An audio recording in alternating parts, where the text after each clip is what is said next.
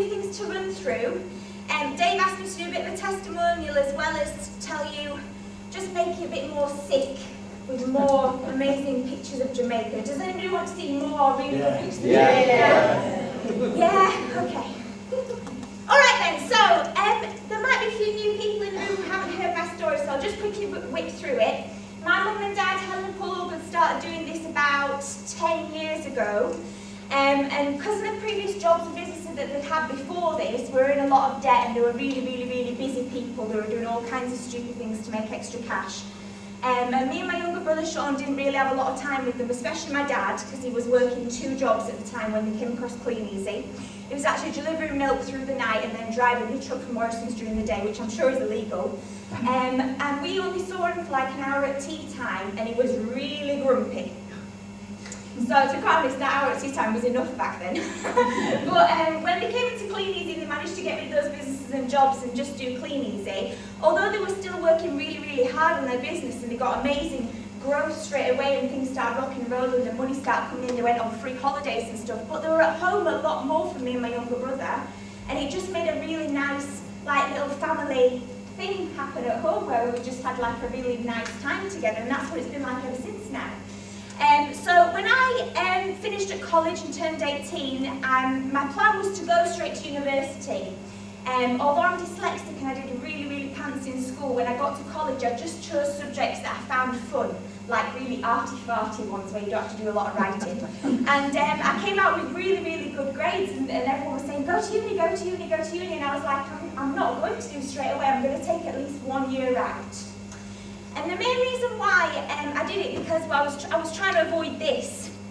Although I wanted to go and study, and I was interested in progressing in my interests and everything, I didn't really want a job at the end of it, and I could see no point in going and living in one of these tiny, almost like a coffin, bedrooms that they give you at university, with what they call contraception beds, because you can only fit 1 person in there, and even that's not comfortable. And with you're lucky if you get like a bathroom in the room, like one of those ones in like a caravan style bathroom where you have to stand in the shower to brush your teeth, or that kind of thing where the toilet is in the shower. So I just really didn't want to go and do this. So sometimes it's what you don't want that's going to drive you. So if you're trying to run away from something, or if you're trying to get started with this little business to make something happen so you don't have to go and do that, or so you haven't got that debt anymore, or so you don't have to go to that job, sometimes it's that's going to be the biggest motivator for you, so you can move away from what you don't want. So that's a really important thing. You need to find out what that is for you. What is it that you're actually working on moving away from? What is it that's going to give you that like kick up the backside? And this was it for me. I just didn't want to do that. So I wanted to be able to drive as well. When I first started the business, I was doing it all on foot. In fact, I built my first little customer base, which was by knocking on the door and presenting the catalogue. I built that on foot. My first couple of bonus checks, I think I earned like £237 or something for my first 3 weeks in the business whilst I was still at college full time. And these little bonuses I was just using just to go on holiday with my friend. My friend's mum and dad have got a place out in Mallorca, so it was a really cheap holiday for us. All we needed was plane tickets and sangria money. And then that was it, we were sorted. And then also I was saving up to pass my driving test, which I did that. And then when I got myself sorted out with a little car, my little Fiat Panda, that enabled me to go further with my retail and build a proper, solid customer base, which I still service now. I love my customer base. It just gets so easy when it gets onto customer base. You just chuck the books out just to those customers. Within 14 months I qualified at the gold distributor level. And my cheque rose up to about £1,700 in 4 weeks. The month earlier it had only been 700 quid. So I had a £1,000 pay rise just in 4 weeks. And my cheque ever since has kind of been around that level, 1,700 up to £2,000. My highest cheque has been £1,996. Just four quid short of £2,000. That's so annoying. I really wanted one that started with a 2. But I held the gold position. If you hold your gold position for 10 out of 13 pay periods, they'll give you an extra £1,500 cash bonus, which I got that there as well. And I think for that month I'd also earned £1,700, so I'd earned like over £3.5 grand for that 4 weeks, which was just amazing. Every month, that's a lot of shoes. So I feel very lucky, but I've never ever had a job. I've never experienced a boss, and I've started life on the exponential curve, that not on the 45-year plan where it drops back again. And I do feel very, very, very lucky that my mum and dad came across this and I was able just to come straight out of college and jump into this. But I think in a way, if you've been through a bit of life beforehand, if you've got a bit of debt, if you've got a couple of kids, if you've got your own house sorted and everything, if you've, been and had a few catastrophes happen, you've got a bit more about you to actually build this business. It took me a while to get my head around not being a little person anymore and actually being like an adult doing this business, So use whatever background you've got, to actually be able to relate to people and to bring them up from where they are, because you're going to meet some people that are in lots of different situations, and we can genuinely help anybody.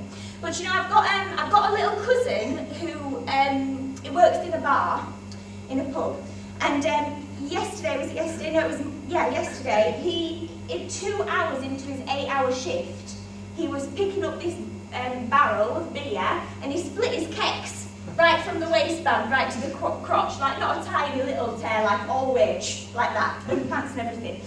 And you know what? The guy said, "Well, just get behind the bar and carry on your shift." So for another 6 hours, the poor guy was working with like half of his arse hanging out of his pants. And I thought, there were CVSL people who was at the showcase, with the CVSL people on the 16th of May, and he says, what we do is we give people dignity. I just thought, well, do you know what? That is exactly what we're doing here. I can't imagine being in that kind of job where you have to do that, where somebody says, no, just carry on, you can't go home and change your pants.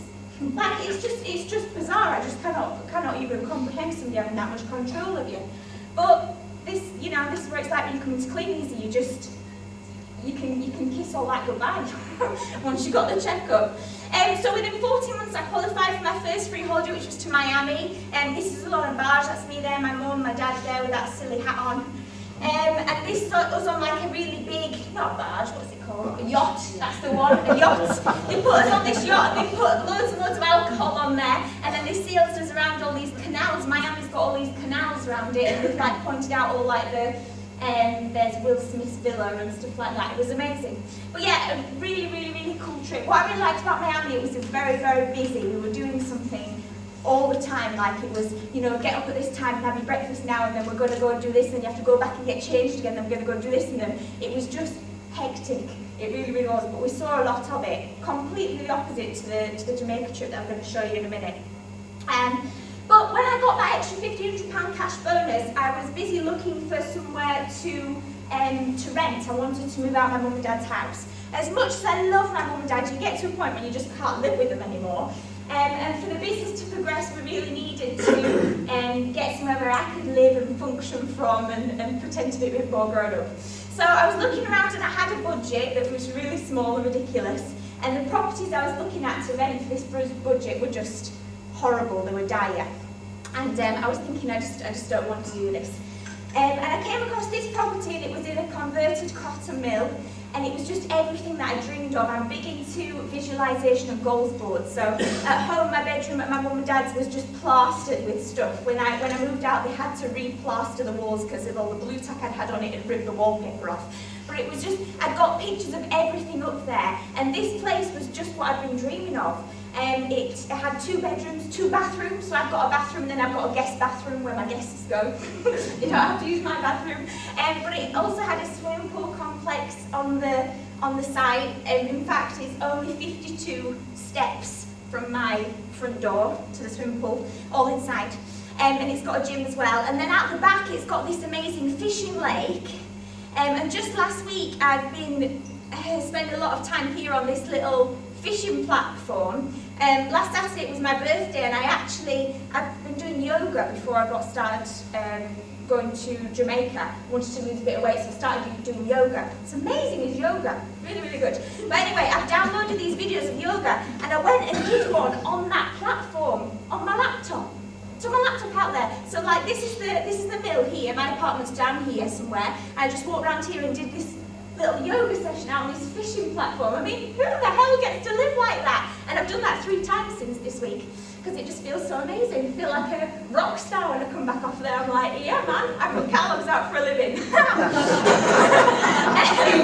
yeah, it's super, super cool. So the business has allowed me to live there. I just wouldn't have been able to afford it if I hadn't have got that extra £1,500 gold bonus that paid for the removals van, the first month's rent, the second month's rent, actually the deposit, everything that you need to move. And I just went for it thinking, do you know what, I'll just make it happen. And Kleeneze has done. If you want more, you just work harder. So yeah, it's an amazing life. If you don't weaken, as Elaine Moffat says. So this is a few of my little team here. We had a day out in Blackpool just on, when was that, Sunday? Yeah? And what a great fun it is. You need to be hanging out with your team like this and just having fun. Get the kids and the grannies to come along. Because I tell you what, if you don't have fun, what is the point? That's what it's all about, in my opinion. So yeah, you can have such a good laugh with this business if you want to. We got together and we did all the rides on the Blackpool Pleasure Beach, and well, not the Pleasure Beach, the promenade bit. My mum went up in one of those ball things. My mum. And then we put loads of business cards out as well, and we're doing some activity, work and play at the same time. So yeah, great fun. And then this is Jamaica. Oh, it was just so exciting, it was just amazing. So when you first get to the airport, Kleeneze arranged for these little signs to be put on this. Can you see that's Virgin Atlantic? It says Kleeneze Jamaican incentive there. So right from when you get to the airport, straight away the 5-star treatment is started straight away from there. And then when we actually arrived, this was like the main building bit that you first came to. And we could see this like off the coach when we were first arriving, and everyone was like, oh, what does it look like, what does it look like? And you can't really tell from here, but this was like a perfect square that you could see through all this marble and everything out to the ocean on the other side, and that was like the first time we saw the sea at the resort that we were staying at. It was just beautiful. And in here there was like big birds of paradise and stuff, and oh, it was just amazing. That there, who knows who that guy is?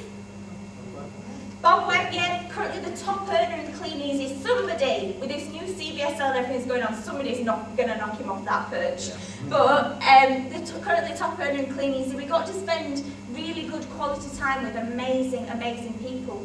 I think that's one of the big reasons why you need to go on one of these trips, just so that you can spend time with these people. Do you know, like, actually, let me show you.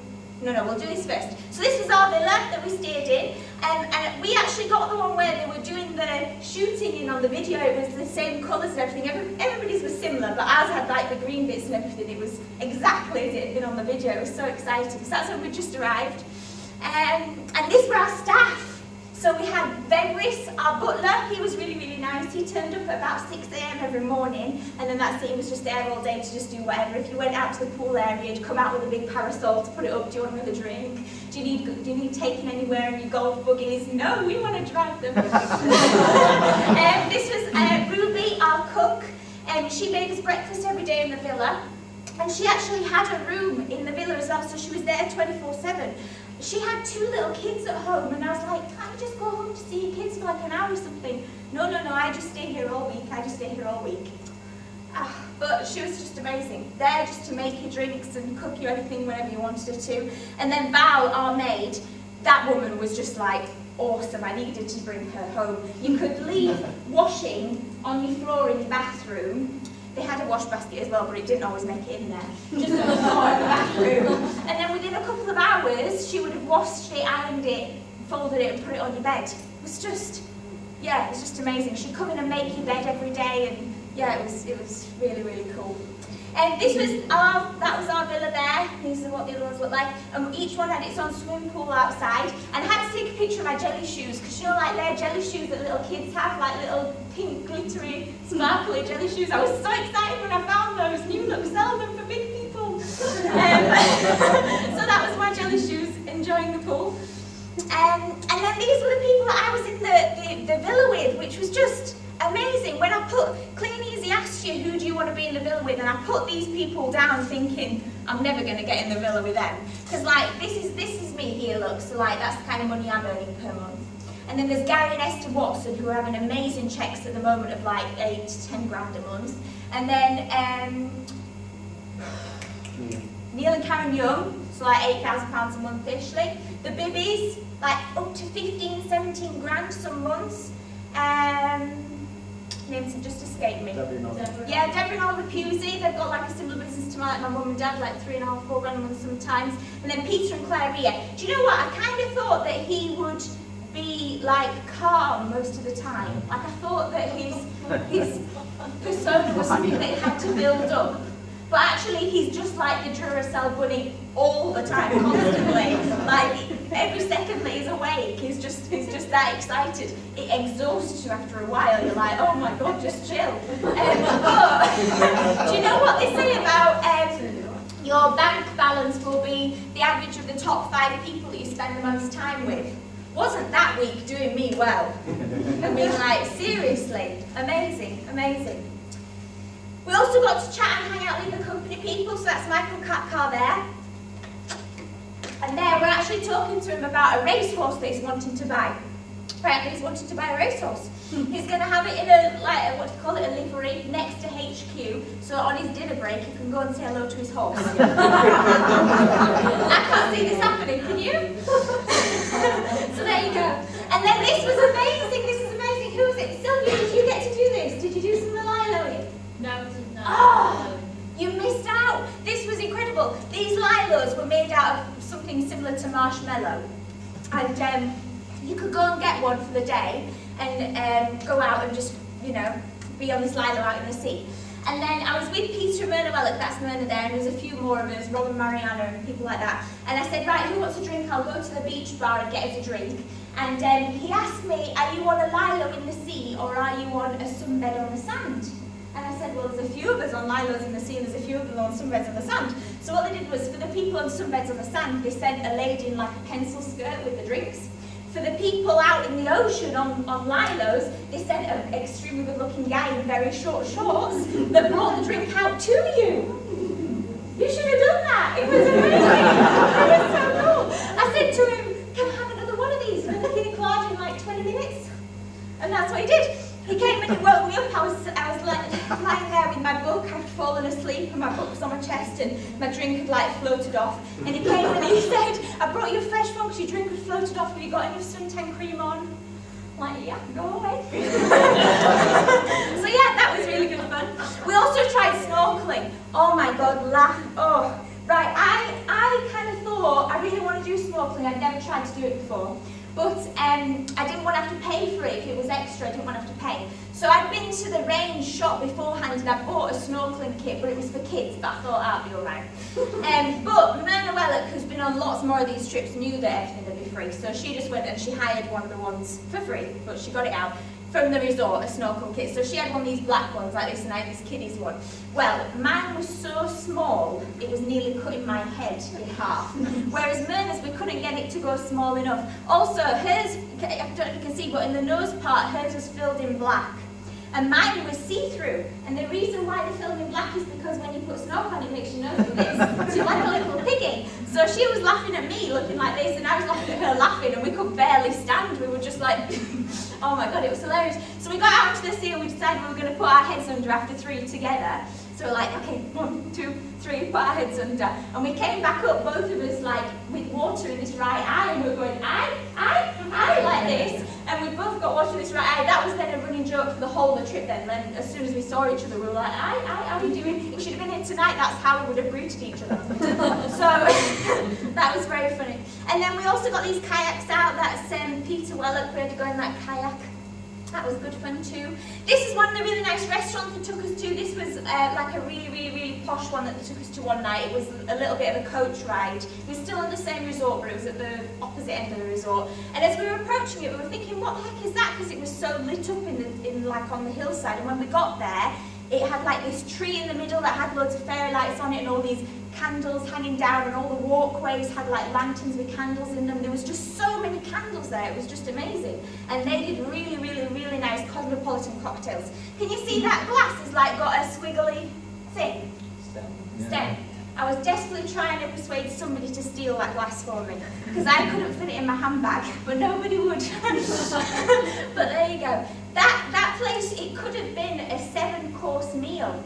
We were sat around, and a lot of us had just ordered 3 courses, and then when they arrived it appeared that half of the table had ordered 7, so the people who had just ordered 3 were just sat there twiddling their thumbs while they brought another course and another course and another course out for these people that had 7. I've got no idea how they ate 7.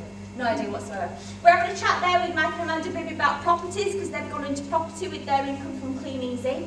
So that was really, really interesting.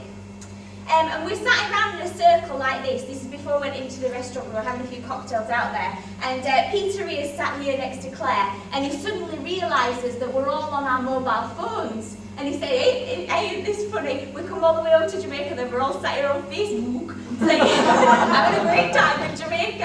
And so we're all laughing, and we put our phones away, apart from these 2. They still just stayed on their phones. So there you go. And the chef came out to check if the courses had been all right in that one. They just sent the chef out to check, is everything yummy enough? That's good. These were one of the restaurants that we could eat at. We had quite a lot of our lunches there. And just amazing views, like look, that's the sea there. It was just beautiful, it really, really was. And at night time it all lit up with all these sparkly lights. It was, just amazing. These 2 guys here, they had them, when we first got to the resort, they had them as a welcoming little band there playing. He can play that thing he's sat on, he's got a little guitar. And then on a couple of the days, they had them come out and try to play to us. But what had happened is, they'd come and they'd sit down and start playing, and then as soon as we decided to move somewhere, they had to like get up and to like try and follow us about, which was really funny. So yeah, just amazing. Somebody got, I keep saying remarried, it's not remarried, what is it? Renewed. Somebody renewed their wedding vows while we were there, and so we all had some Prosecco off the bar. That was good. We didn't have to pay for any of these drinks. This is the swim up bar cocktail menu. The menu for the other proper bar that I'm stood at there, that's 8:45 in the morning. First pina colada of the day. We'd already had Jamaican coffee with something in it at the morning at breakfast, and then that was the first proper cocktail of the day. But the swim up bar was amazing. The proper menus for that bar was like a big A4 thing that you turned over, and it had like loads and loads of pages. And we were sat around, I was with Abby Coakley, I was like, right, we want to try all of these cocktails while we're here. I'm not kidding, we only got like that far down the first page. Like, there's no way, you'd have to be there for a whole month or something to try them all. But this swim up bar, you could order, did you do this? Did you order food from there? They came in like bamboo things. Did you see the people with them in the pool? I haven't seen it in the pool. No, you could order things from this swim up bar, and they came in like little bamboo containers. So if you wanted to, you could have it in the pool with you, it floated. I mean, that's just ridiculous, isn't it? And then this is where they got remarried, down on there. That was nice. But look at these, like just the sea was just amazing. I'd never seen anything like it. The colour of it was just beautiful. Yeah, and then the sunsets, they were pretty spectacular as well. That was good. We went and did the horse riding thing. This was something that I really, really wanted to do when I was there, so we made this happen. This is Lisa Cox here and Abigail Coakley, and we just laughed that whole day. Like, that's just what we did the whole day. It was just fantastic. It was just such a scream. When we got out of the sea, because we actually went right into the sea on these horses, and you could slide off the back of them, off the back of the horses, and just hold on to the tail, and it dragged you around in the water for like a good 10 minutes or so, and then you scrambled back up onto the horse. Very hard to do. Abby Coakley had this like boob tube swimming costume on that did not stay up at all. And that one.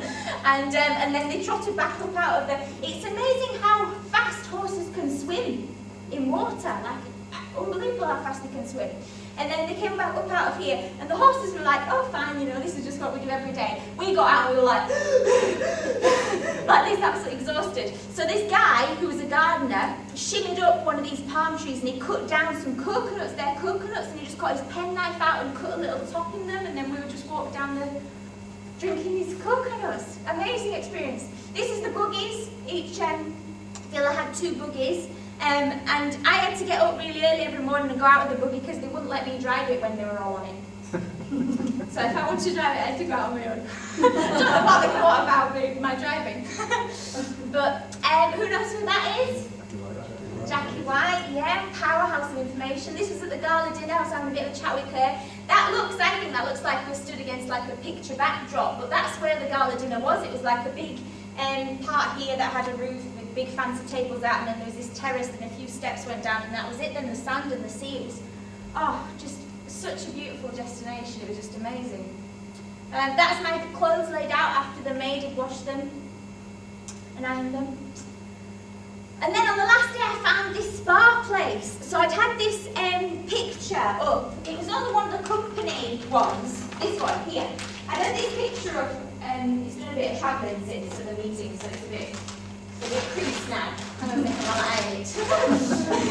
I had this up on my wall, okay, of the spa, and all week the resort was huge. And so all week I've been thinking, where is this pool? Where is it? I'm sure that's in the spa, but I don't know where the spa is, and I don't know whether they'll let us in without us paying, because I didn't want to have to pay. So I finally, last morning, I found this spa. I just came across it. I'd lost my map. Anyway, I'm blonde. Maps are useless to me. But I came across this spa, and it was just like, there, look, that's the swimming pool. So I had this up on my wall for ages, and then I finally found it with like these amazing waterfalls behind. That was just the most gorgeous place ever. It smelled just beautiful. I don't know what it smelled of, like lemongrass or something, and it was just so tranquil. And because it was about 6 a.m. when I first went there in the morning, there was nobody else there. I was just wandering around because it was quite big. All these gardens and pools and everything, just crying, thinking, oh my God, I've got here. I made it. But yeah, that was an amazing place.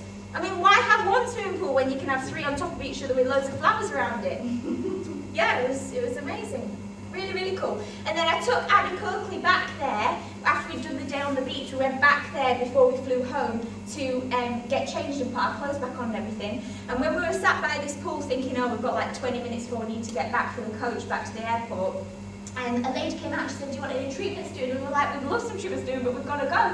So she's like, oh, well, come in, you can come in here to get changed. So she took us in and she put us in these cubicles, and there was no shower or anything, but it was to get showered. And then you touch the wall and the water came out of the ceiling like a big waterfall thing, like this, so we could have a shower in there, and there was all different soaps and everything you could use. Then she took you out there and she put you in another cubicle where there was like a big fluffy dressing gown and everything, you could get dried and everything. Then she took you out of there and you could get dressed and everything, and then there was this big mirrored place with all this makeup and hair stuff and everything. And we hadn't paid for all this, and she was, Abby Coakley was like, have you got anything to stop my hair going frizzy on the aeroplane? And she's like, oh yes, yes, yes. She did little plaits for us in our hair, gave us this like little papaya, dried papaya and coconut water. It was just amazing. We came out of there like, smell me, I smell amazing. That's what we were saying on the flight on the way back home. When we got back to the airport, everyone was like, oh, we're going home, and me and Abby Coakley are like, we've just been drugged or something. We hadn't. And then, this was amazing, okay. I was hanging out with Rob and Mariana, and they had, on another trip, they'd been water skiing, I think in Mauritius, with Kleeneze. And they were saying to me all week, oh, you've got to come water skiing, And I was like, I don't think I'll be very good at it, I don't think I'll be able to stand up or anything. They're like, no, come. So I went water skiing, and it was really good. I did manage to stand up eventually. It's very painful when you fall back down again. But this here is like a little gauze board that's on my bathroom wall. That's stuck on my bathroom wall. So my mirror's like here. That's my bathroom wall. And I've had that up for like 6 months or so. When I was trying to qualify, like, you know, first thing I saw in the morning when I went to brush my teeth. And they were just pictures that I'd got out of a holiday brush, so I knew that they weren't part of our resort. But there was this one little picture there, look, can you see this island? And then, when we were on the boat going to do the water skiing, they'd taken us a couple of miles down the coast to like a bit that wasn't so choppy. And we flipping past that very island, look, with like it had a Chinese restaurant on it. That's what that bit is, a Chinese restaurant. And they were taking people across in little boats that were all dressed up for an evening meal. They were taking them across to go on the restaurant. I didn't even realise it wasn't until we got back that night and I'm stood in my bathroom brushing my teeth, looking at that and thinking, oh my God, I got to go to that island. So seriously, if you're not doing this visualisation mumbo jumbo, you need to give it a go. If you're looking at blank walls at home, what are you making happen? Blank stuff. Just get some pictures up, because it is so amazing when it actually happens and it comes true. I mean, we could have been taken to anywhere on Jamaica, but they took us past that little island. Amazing. So, Harrison, who's on for it? No, seriously, who's actually wanting to go?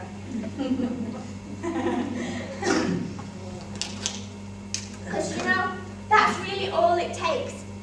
It's just one tiny, tiny little decision. But when you actually really make a decision that, yeah, I'm going to just bloody go for it, that's it, I'm going to go, I'm going to do it, I'm going to get to wherever the destination is if you want to go to Paris.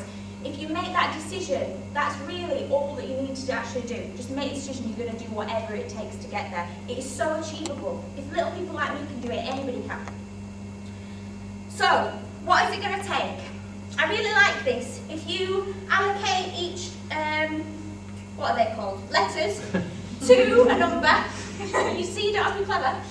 And so A is 1, B is 2, like this, okay? If we look at skills, is it going to take you a lot more skills to get there? Alright, people think that skills is really important. Well, if you add it up, what skills is worth, it's only 82%. Let's have a look at knowledge. People think that, oh, I need to hang around until I know what I'm doing, I can't recruit anybody until I've, built my customer base and all that kind of jazz. If you look at knowledge, knowledge is only 96%, so it's important, but it's not what it's all about. If you look at hard work, people think that you just need to work harder and harder. That's only 98%. Whereas the thing that adds up to 100 is attitude. What it's going to take is a huge shift in attitude to get there.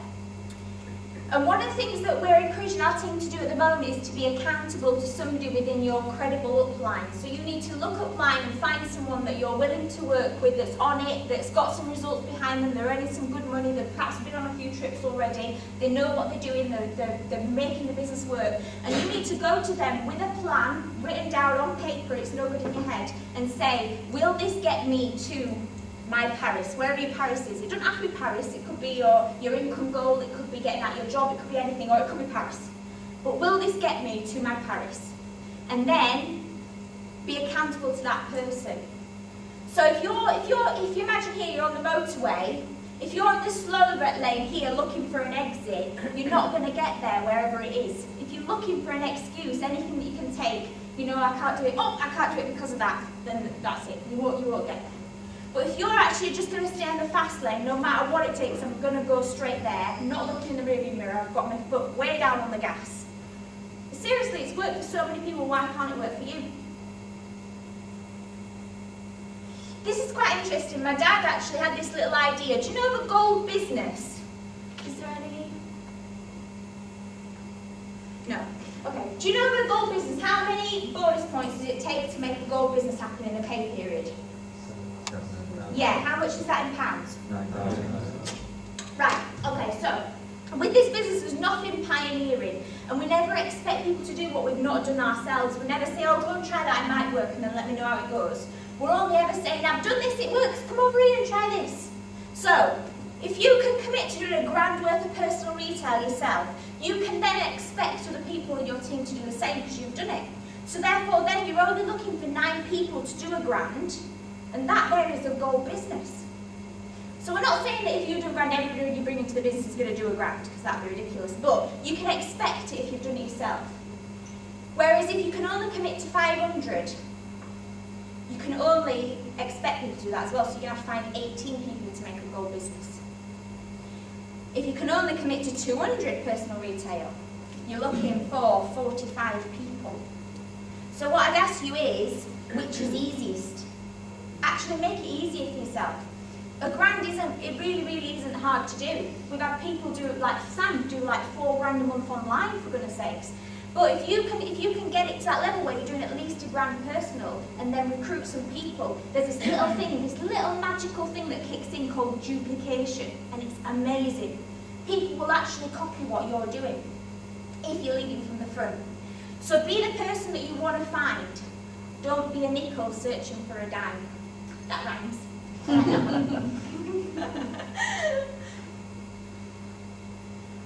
Okay, this is really clever. Who knows what this means, like how it applies to this room here now? I know you know. Okay, right, so this is you here now. Let's imagine that you're all little twigs, little bits of kindling, okay? If I came and I struck a match and I just held it to you as a little bit of kindling on your own, you might set a fire, you might start burning. But as soon as the little gust of wind comes along, it's going to probably blow you out, isn't it? That's it, you'll be out. Whereas if we get loads and loads of bits of kindling together, and we come together here and we bring all of our new bits of kindling along, and we get a bit of a bonfire going here, and I strike a match, and perhaps we chuck some kerosene or some vodka in Kleeneze terms on. And we strike a match, and then I chuck it on. We're going to go like this. And do you know what? If a little bit of a gust of wind comes along then, do you know what it might actually do? It'll just fan the flames. It'll be more of what we need.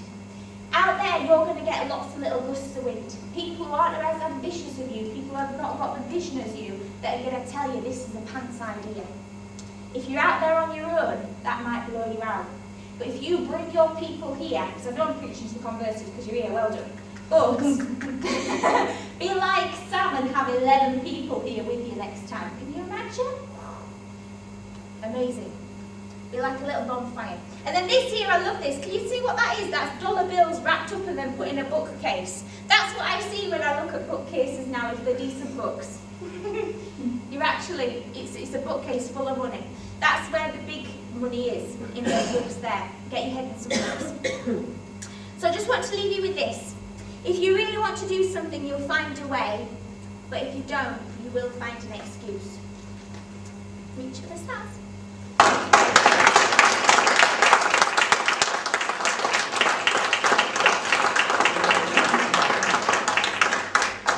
Absolutely fantastic. There you go, Abby, just for you. Oh, thank you. Wasn't she? Can please put your hands together again. And she does musical accompaniments. John with the 25